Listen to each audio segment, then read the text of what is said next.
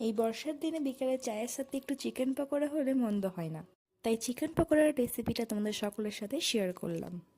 নিয়ে নিয়েছিলাম 750 gram chicken, তার মধ্যে দুটো লঙ্কার কুচি, কিছু রসুন কুচি আর দুটো বড় সাইজের পেঁয়াজকে কুচি করে ভালোভাবে ওর মধ্যে মিশিয়ে নিয়েছিলাম।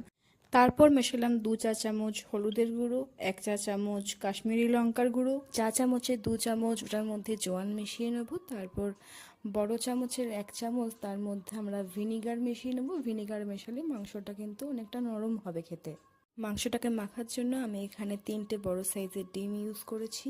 তারপর 1 ইঞ্চি সাইজের আদা নিয়ে আমি সেটাকে ভালোভাবে গ্রেট করে নিয়েছি। তারপর তার মধ্যে 2 চামচের মতো বেসন মিশিয়ে নেব। বেসনের পর ওটার মধ্যে 5 থেকে 6 চামচের মধ্যে আমরা কর্নফ্লাওয়ার মিশিয়ে নেব। পকোড়াটাকে মুচমুচে করার জন্য আমি কিন্তু এখানে 2 চামচের মতো চাল গুঁড়িও মিশিয়েছি। তারপর স্বাদ মতো নুন আর বেকিং পাউডার মিশিয়ে আমি মিশ্রণটাকে 5 থেকে 6 ঘন্টার জন্য ম্যারিনেট করতে রেখে দিয়েছিলাম।